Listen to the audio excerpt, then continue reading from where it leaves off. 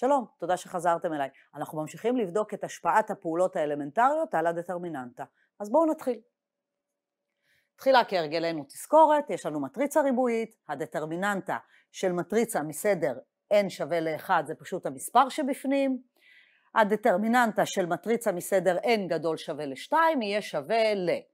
אפשר לחשב לפי איזו שורה i שרוצים, סימן מספר מינור, או לפי איזושהי עמודה j שרוצים, סימן מספר מינור. עכשיו בואו נראה מה המשפטים שכבר ראינו. אז ראינו שאם a היא מטריצה ריבועית אז הדטרמיננט של a שווה לדטרמיננטה של at, ראינו שכל טענה שנכונה לשורות נכונה גם לעמודות, ראינו שאם a מטריצה משולשת הדטרמיננטה היא מכפלת אברי האלכסון, ולכן רצינו לדעת איך משפיעות הפעולות האלמנטריות על הדטרמיננטה, כדי שנוכל לבצע אותם, לקבל משולשת ולכפול את האלכסון. הפעולה הראשונה שכבר בחנו היה החלפת שתי שורות, RI מתחלף עם RJ, או CI מתחלף עם CJ. אז אם B מתקבלת מ-A על ידי אחת הפעולות האלה, אז ראינו שהדטרמיננט של B שווה למינוס הדטרמיננטה של A, או הדטרמיננט של A יהיה שווה למינוס הדטרמיננט של B. זכרו, אנחנו עושים פעולות אלמנטריות, מקבלים את המטריצה B, אבל אנחנו מעוניינים בדטרמיננט של A, לכן אנחנו עוקבים אחרי הדטרמיננטה של A ורושמים את det A כנושא הנוסחה שלנו. מה שנעשה בשיעור הזה, נמשיך לבחון את ההשפעה, נבדוק את השפעת הפעולה השנייה. כהרגלנו, נדגים, ננסח כמשפט ונוכיח, ואחרי זה נראה דוגמה. אז בואו נראה מה התכונה השנייה אומרת. הנה הדוגמה. יש לי מטריצה A, 1, 2, 3, 4, הדטרמיננטה של A כבר ראינו זה מינוס 2. את זה אני כבר יודעת. בואו נעשה עכשיו פעולה אלמנטרית מסוג 2. אני אעשה את הפעולה, R1 מקבל 3R1. כפלתי את השורה הראשונה ב-3. בואו נראה איך זה משפיע על הדטרמיננט של A. הנה A, והנה אנחנו כופלים את R1 ב-3, במקום 1, 2 יש לי 3, 6, 3, 4 לא נגענו, נשאר 3, 4.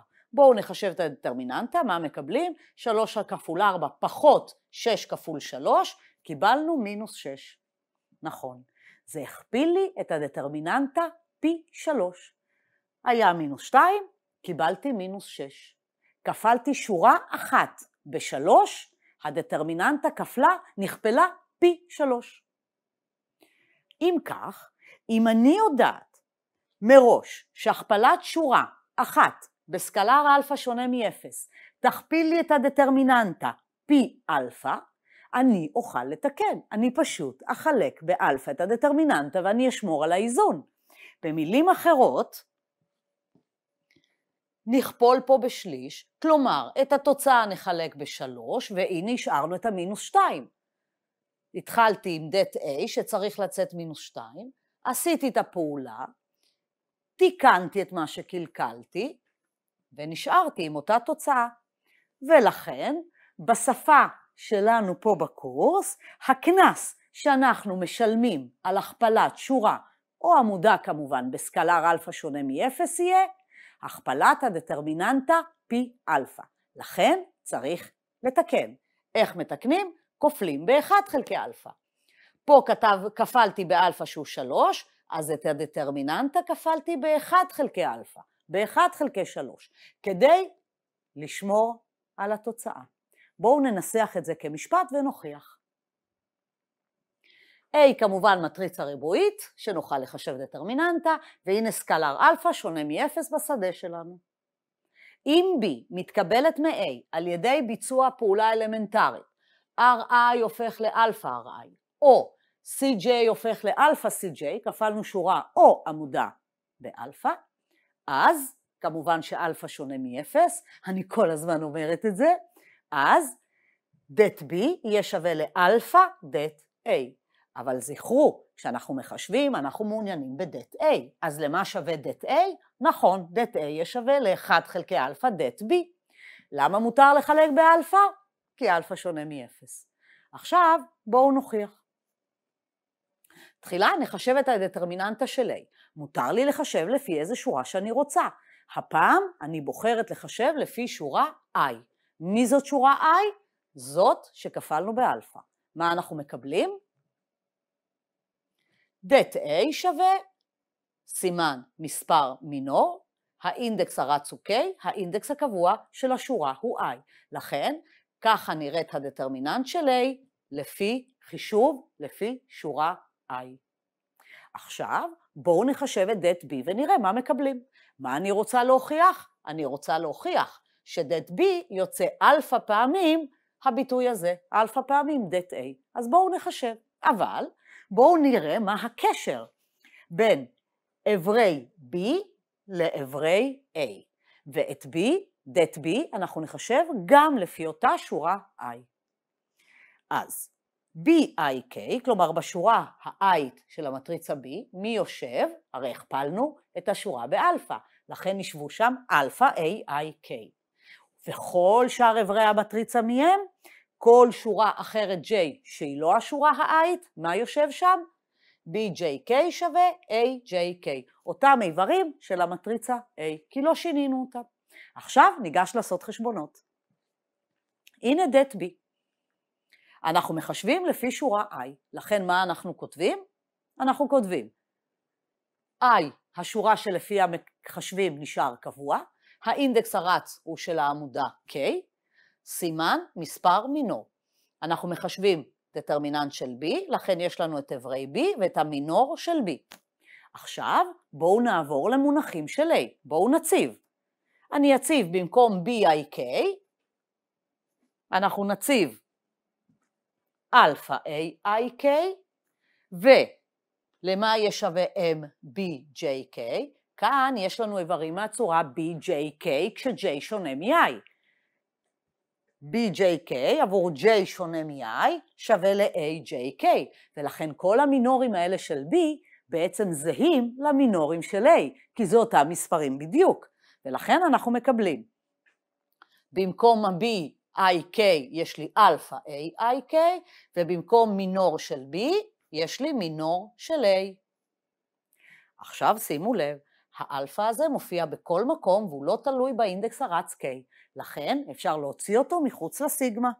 נוציא את אלפא ונקבל אלפא כפול סימן מספר מינור, אבל שימו לב, זה בדיוק מה שכתוב פה למעלה, ולכן מה קיבלנו בסוף? נכון, אלפא פעמים det A, וסיימנו להוכיח.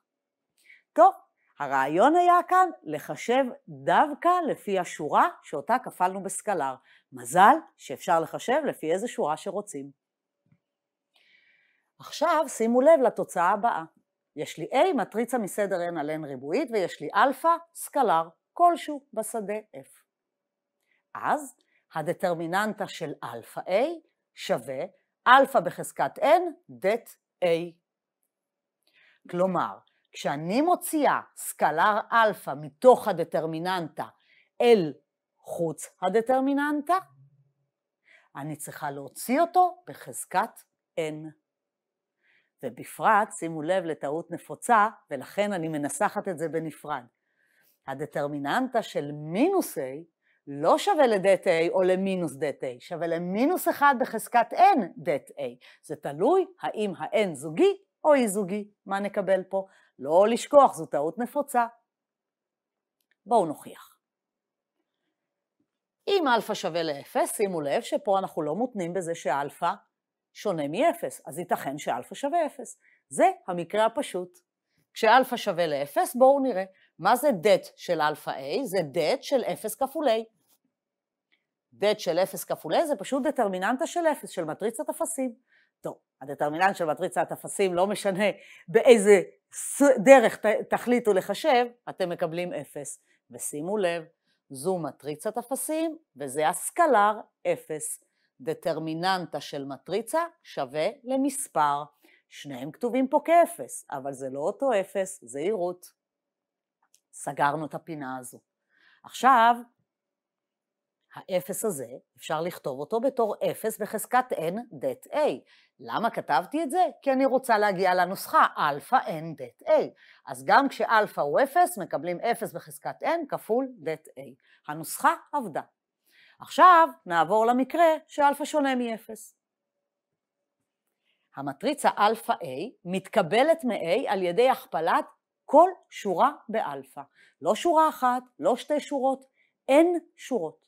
כל שורה של A כופלים באלפא, מקבלים את המטריצה אלפא A. עכשיו נרצה להשתמש במשפט שראינו קודם. אז אם כל שורה כזו אני אכפול ב-1 חלקי אלפא, כלומר אני אחלק כל שורה באלפא, אני אחזור חזרה למטריצה A. יש לי כאן n פעולות אלמנטריות שמחזירות את אלפא A ל-A. לכן, לפי המשפט, אנחנו צריכים על כל תיקון כזה, על כל הכפלת שורה ב-1 חלקי אלפא, נצטרך לחלק ב-1 חלקי אלפא, כלומר, לכפול באלפא את הדטרמיננטה. ולכן, מה אנחנו מקבלים? בואו נעשה את זה. הנה, אני רוצה לחשב det של אלפא A. למעשה, אני רוצה לבטא את הדטרמיננטה של אלפא A באמצעות הדטרמיננטה של A. לכן, אני רוצה כאן לחזור חזרה ל-A, שפה יהיה כתוב det A. אז בואו נתקן. איך מתקנים? עושים n פעולות אלמנטריות. R1 מקבל 1 חלקי אלפא R1, R2 מקבל 1 חלקי אלפא R2 וכן הלאה. במילים אחרות, RK הופך להיות 1 חלקי אלפא RK, כש-K שווה 1, 2 עד N. n פעולות אלמנטריות. על השורה. לפי המשפט שכבר ראינו, כל פעולה כזו, כפלנו ב-1 חלקי אלפא, מחלקים ב-1 חלקי אלפא. לחלק ב-1 חלקי אלפא זה לכפול באלפא, אבל כמה פעמים עושים את זה? n פעמים. יש לי אלפא כפול אלפא כפול כפול אלפא, n פעמים, ומה נשאר בסוף? הפעולות האלה, מי המטריצה B שתתקבל פה? נכון, זה יהיה A. ולכן מה אנחנו מקבלים? אלפא בחזקת n כפול det A. וסיימנו להוכיח גם את התוצאה שלנו. וזכרו איך מוציאים מינוס מחוץ לדטרמיננטה, בחזקת n סדר המטריצה. טוב, בואו נראה דוגמה. הפעם אנחנו נשתעשע קצת עם הכפלת שורות ועמודות בסקלרים, כי אנחנו עדיין לא ממש מחשבים דטרמיננטים, כי עוד לא סיימנו את הפעולות. אז בואו נשתעשע קצת. אתה אוהב להשתעשע, נחמד, גם אני. אז בואו נראה מה אנחנו עושים פה. אני רוצה לחשב את הדטרמיננטה של A, שזה 2, 4, 6, 8. למה להשתעשע? הרי אנחנו יודעים לחשב את זה. 2 כפול 8, פחות 4 כפול 6, ויש לנו את התוצאה. זה לא מה שאני רוצה לעשות. אני רוצה להשתעשע עם הכפלה של שורות או עמודות בסקלר. אז בואו נתחיל ולכפול את השורה הזו בחצי. למה? תחשבו. אם הדבר הזה היה יושב בתוך מטריצה והיינו רואים פה שורה שאפשר לחלק בשתיים, היינו רוצים לחלק את השורה בשתיים, שיהיה לנו מספרים יותר נוחים. לחלק שורה בשתיים פירושו לכפול בחצי. אוקיי, אז בואו נעשה את זה. R1 מקבל חצי R1. כפלנו שורה בחצי, צריך לכפול את הדטרמיננטה ב-1 חלקי חצי, כלומר ב-2. פעמיים, אבל פה כבר במקום 2, 4, יש לי 1, 2. נהדר. אתם רואים שאפשר לעשות עכשיו את אותו טריק גם ב-2, 8. אז עכשיו בואו נכפול את העמודה השנייה בחצי. כפלנו את העמודה בחצי, כופלים את הדטרמיננטה ב-2, 1 חלקי חצי. מה מקבלים? ה-2 שכבר היה לי, ה-2 החדש שבא מהפעולה הזו, והמטריצה B החדשה. מי זאת B החדשה? 1, 6 לא נגעתי, הנה. 2, 8 הפך ל-1, 4. כן, אני מניחה שיש לכם עכשיו עוד רעיון בשבילי. את 6, 4, גם אותו אפשר לכפול ב-2. יאללה, בואו נכפול. מה זה אומר לכפול בחצי ולא לכפול בחוץ? ב-2. R2 יקבל חצי R2. אז מה אנחנו מקבלים?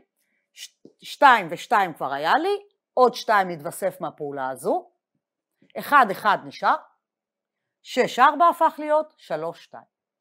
ה-2 מהפעולה הראשונה, ה-2 מהפעולה השנייה, ה-2 מהפעולה השלישית, והמטריצה החדשה שנשארה לנו. ושימו לב, כל הזמן כתוב פה שוויון, כי כל פעולה כזו שאני מקלקלת בפנים, אני מתקנת בחוץ. שימו לב מה כדולמדה מבחין פה, שזה בעצם שקול להוצאת סקלר מחוץ לדטרמיננטה. שימו לב, 2 ו-4 הוא גורם משותף של השורה הראשונה, הוצאתי אותו החוצה. 2 הוא גורם משותף של 2 ו-8, הוצאנו אותו החוצה. 2 הוא גורם משותף של 6 ו-4. הוצאנו אותו החוצה. זה נראה כאילו אנחנו מוציאים סקלר משותף כגורם משותף מחוץ לדטרמיננטה. אז למה כל הניסוח המסורבל הזה? זה אכן נראה ככה, אבל זה לא תמיד ככה. עכשיו שימו לב, יש לי כאן 8. את ה8 שהוצאתי החוצה, קצת מפה, קצת מפה וקצת מפה, אני יכולה גם להכניס פנימה. הנה, אני אקח את השורה הראשונה ואכפול ב8, אבל זהירות, צריך גם לחלק ב8 בחוץ, ולכן מה אנחנו מקבלים? 2 כפול 2 כפול 2 שזה 8, לחלק ל8, כלומר פה לא נשאר שום דבר, והנה ה8 נכנס פנימה, כלומר ה8 שהיה פה בחוץ, הכנסנו אותו פנימה, 8, 8. בשביל מה עשינו את כל זה? בשביל להשתעשע. אמרנו, אנחנו רק באים להשתעשע, רק להראות שזה מותר. וזה אכן נראה כאילו הוצאנו גורם משותף מחוץ לדטרמיננטה. אבל זהירות, כי זה רק מקביל לפעמים להוצאת סקלר מחוץ לדטרמיננטה. לא תמיד. הכפלת שורה בסקלר, פירושו הוצאת גורם משותף מהשורה או מהעמודה שכפלנו בסקלר. חייבים מאוד להיזהר מזה. זה לא תמיד ככה. ובגלל זה אנחנו גם לא מנסחים את התוצאה בצורה כזו. ניתן להוציא גורם משותף משורה או מעמודה. זכרו מה אמרנו, כפלתם שורה בסקלר, חלקו את הדטרמיננטה בסקלר, כי הדטרמיננטה הוכפלה גם היא בסקלר הזה. ולכן צריך מאוד מאוד להיזהר. אתה רוצה דוגמה? אני בהחלט אביא דוגמה, אבל עדיין לא. בהמשך אני אראה לכם בדיוק סיטואציה שבה אנחנו כופלים שורה בסקלר, לכן נאלצים לחלק בסקלר, ולא הוצאנו שום גורם משותף החוצה. ברוב המקרים זה ייראה ככה, אבל לא תמיד, ולכן זה לא מנוסח כך. אבל כדאי לזכור את זה, כי זה עוזר לנו בעשיית חשבונות. זהו חברים, סיימנו להפעם, נשארה לנו עדיין עוד פעולה אלמנטרית אחת, שצריך לחקור ולראות איך היא משפיעה, ואז נוכל לגשת לפתור דטרמיננטים מסדרים גדולים. תודה רבה לכם.